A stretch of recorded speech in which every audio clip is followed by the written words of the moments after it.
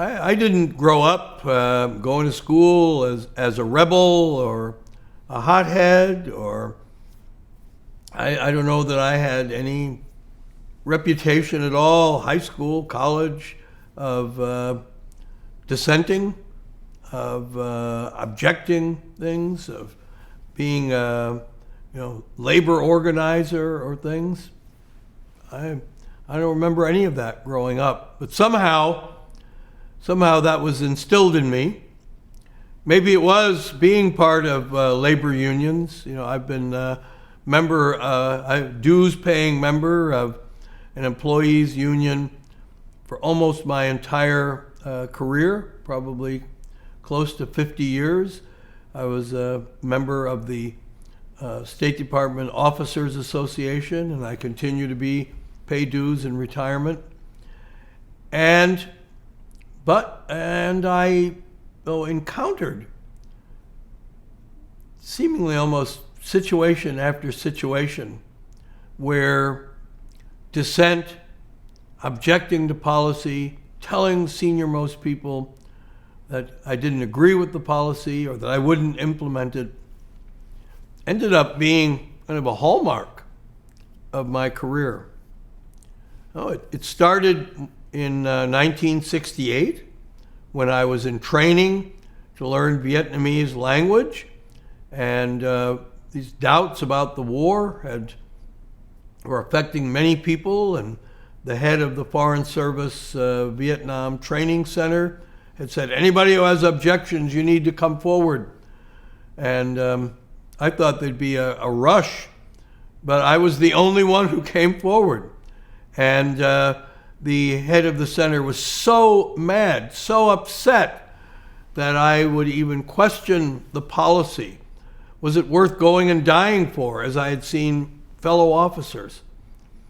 That he tried to have me thrown out of not only the Vietnam program, thrown out of the Foreign Service. Then when I got to Vietnam and I was invited to come handpicked to be one of the officers out in the countryside working in the advisory program to meet with the American ambassador, Ellsworth Bunker, and we're sitting around the dining room table at his residence, and what a scene this was for me, a guy who was living out with a military team of captains and lieutenants and sergeants, and started talking about how are things going, and there was this huge pressure to see things in an upbeat way, be supportive of the policy, and I started to say some things like that, and I caught myself, and then I said, well, Mr. Ambassador, the truth is, the reality is, he didn't really like hearing what I had to say, but I said it and made sure that at least he heard that. During the fall of Saigon, I'm there on the ground. I see that the ambassador isn't doing things. He's not taking the steps to put an evacuation in place. So I secretly start organizing one myself. And as a result, we get hundreds, thousands of people are saved, and we're able to help them escape from the country because I just didn't go along with what the senior-most official wanted to do. Then, after the Vietnam War, I'm back in the State Department. I'm still a relatively junior, but a mid-level officer. And I see and I sense myself and talk with others, there seems to be a declining commitment to excellence.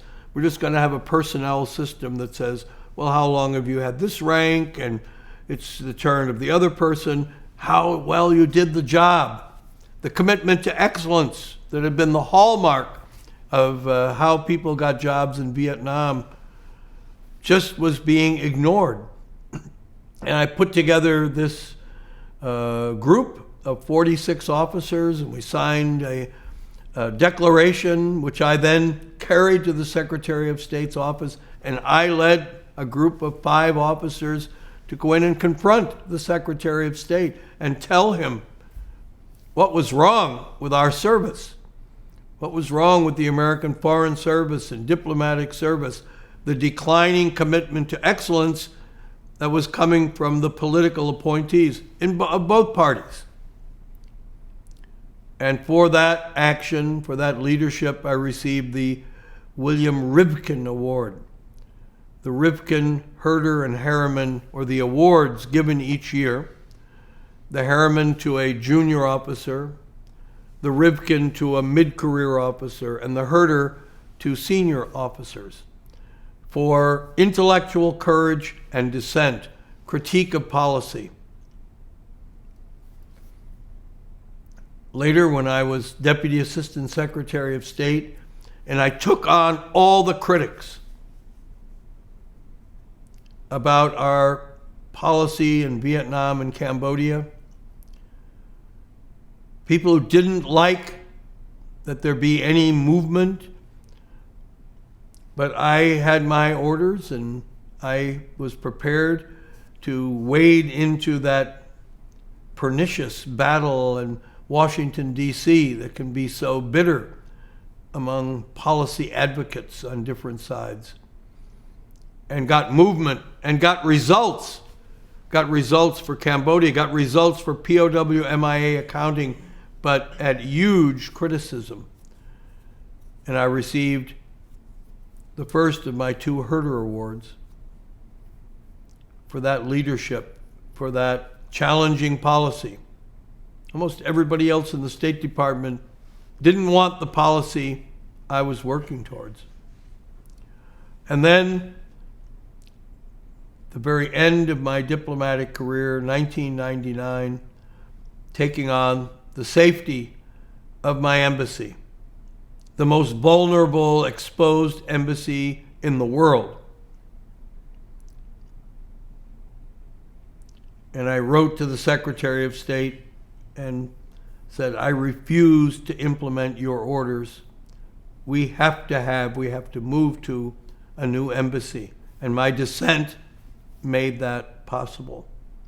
Just as my dissent about declining excellence led to a total rewriting of the Foreign Service Act, led to the Foreign Service Act of 1980, which returned that emphasis to excellence as the standard by which officers would receive promotions and assignments.